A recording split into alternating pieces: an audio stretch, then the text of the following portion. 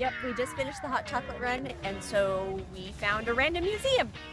The And it Lane is. Motor Museum. Taryn doesn't want to talk. She's just going to stand here. Yep. And what do we expect to find here? Old cars and really cool cars. I'm hoping to find the Mr. Incredible's car. I want that car. But Taryn doesn't like talking in videos, she said. I'm sorry, Taryn. No! Oh! These are the prices. This is a pretty affordable museum. I love Maps? Scavenger hunts. There's a scavenger hunt. There's a scavenger hunt. So if you have someone, wow, I was just gonna say, someone who has a short attention span, here's a scavenger hunt that will keep them busy.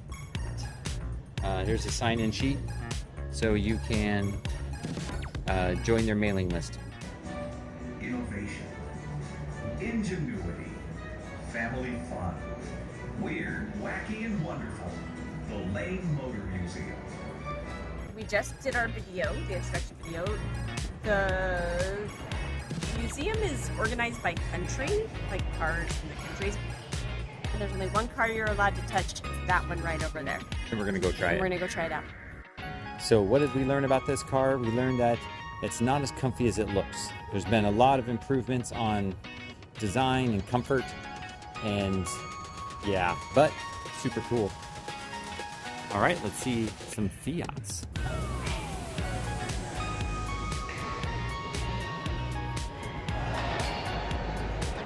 They're so fun. I want to touch them, but you're not allowed to touch them. It says don't touch the vehicles.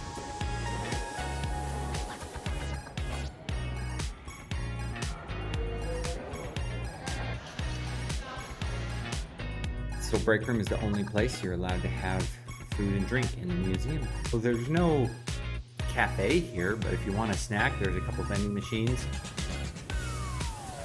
Moving to Funky cars over here. a new section, they've added some lightweight personal aircraft, it looks like. Now this one comes with air conditioning. It is cool to see the different iterations of how to move people around. An attempt at something like a tuk-tuk. Driver sits back there, passenger sits in the front. Those are fuel tanks, not rocket launchers. And what do you think about it? This is a really funny car. It's like they tried to make a broom. Looks to me like a bug. Yeah. Yeah, It's like a bug. big and kind of oval front, but it tails off in the back, so you have some cargo space. It's got a wood But it gets one. You can see the- narrow back here. Wooden floorboards. Yep, wooden floorboards. You can Yep. see the light. Reminds me to the cars on the Journey to the Center of the Earth ride in Disney Sea Tokyo theme park. Yeah. There you go, random reference. Like, look at how little. Yeah, you're well protected. It runs on, what's it, gyroscopes? Sure. There's a really heavy, basically like pure steel wheel that's rotating super duper fast. And when it drives, these two wheels go up. And it keeps itself balanced. So there's a gyroscope that keeps it balanced on two wheels. Yes. Wow. And it has training wheels for when it's not moving. Yep. Wow. It has like an insane amount of kinetic energy. Let's go. Insane amount of kinetic energy. I'm glad we use terms like kinetic energy. The middle driver. They made this in 1990, huh? Yeah.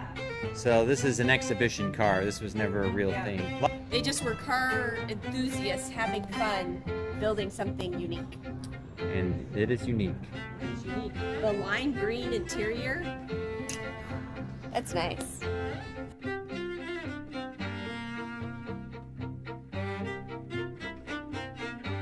They also have a motorcycle corridor. So they're covering all their bases. Used on D-Day. And we've all seen videos of those D-Day landings. That thing is huge. It's almost 20 feet tall. The tires are 9 feet high with a 75-foot turning radius. So for perspective, here's how big those wheels are. Way to be models, good job.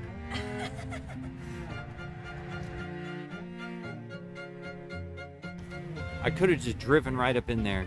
When you play Battlefield 1942, you don't quite get the sense of what it would be like. But standing here, that's crazy. You could literally spend hours and hours if you stopped and read every one of these signs. But it's almost overload of cool stuff. Yeah, and each sign is really detailed, like giving you a history of what was happening during that time and why the car was built. There's just a lot of information here. Yeah. For example, this one has a small essay. Yes. You want to know about the 1960 Berkeley sports car? You can learn all about There it. you go. Not great clearance.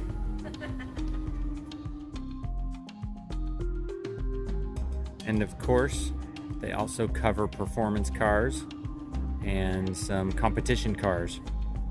So 1959 Tornado Typhoon. Looks pretty fancy.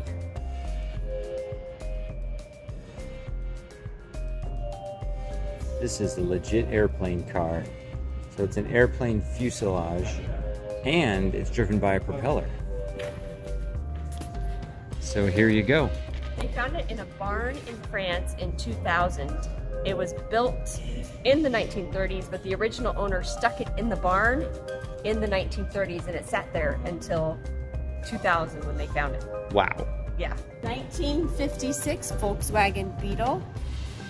Added air conditioning. Oh, perfect. That looks like a good air conditioner right there. Lovely. Done with a wet towel. So it's evaporative So cooling. it's evaporative cooling, and so the air would come through here, and then it would send that cold air inside. Nice. And this, Taryn, this looks like your run around town car. Is that what it is? Sure. You drive this to Walmart? Yep. Where do you put the groceries? Back on the fin? The spoiler in the back? No. Little seat in the back. You can It get looks like a bench. you can get a candy bar, that's it. Yep. We have seen a number of little kids and families here, and they have this cool car-centric play area up here where the kids can come and they can color, they can ride these little cars around and play cars on the mat and have a great time. These old car-themed, I don't want to call them rides, I guess they're rides. Jiggle machines from the front of grocery stores.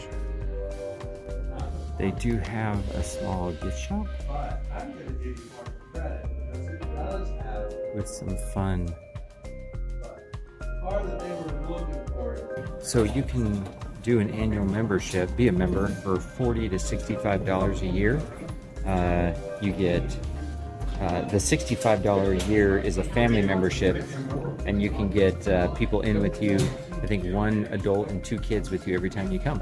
On behalf of everyone at the Lane Motor Museum, thanks for taking time out of your day to visit our collection. So right when you think the tour is over, if you venture into the shadows to the left, there is a garage tour which you can park in here right next to some of these other vehicles that are on exhibit. Here are the military vehicles. So much to see. You've seen the airboats, but this is air skis. So you gotta live somewhere pretty snowy to want this guy. That was a really fun museum. Very fun. And we didn't know about it. We were just looking Nope. for something to do. This one was only $12 per person, so it was $27 for all 3 of us to get in. And the history in there in relation to cars, it was very cool. Even if you're not big on cars, there's a ton of history in general and just cool things to see. Yep. Even if you're not an enthusiast. And if you're an enthusiast, then Yeah. this is your playground. Taryn, Yes. what'd you think? It's cool. I like seeing cool cars. I love cars. If you have half a day in Nashville and want to see something cool and don't want to spend too much, check Come out. to Lane Motor Museum. We were looking for somewhere to have lunch, and lo and behold, based on Google reviews, we found Gabby's Burgers and Fries. And this little place is great. It took a while, but they are only open for lunch, 10:30 to 2 or something like that. burgers were amazing. They had some awards they've won, and it's just a really small team. They're not expanding. They've turned down diners, drive-ins, and dives. We're waiting for our hamburgers at Gabby's, and it's a really funny, quaint place. I like it. It has a very fun atmosphere. So they got sweet potato fries, they got regular fries, and they got this guy. Here we go. It's like chocolate Rice Krispies coated in chocolate and Oreos and marshmallows. I see. It's really yummy. It's like the Rice Krispie where they didn't melt the marshmallow. Yep.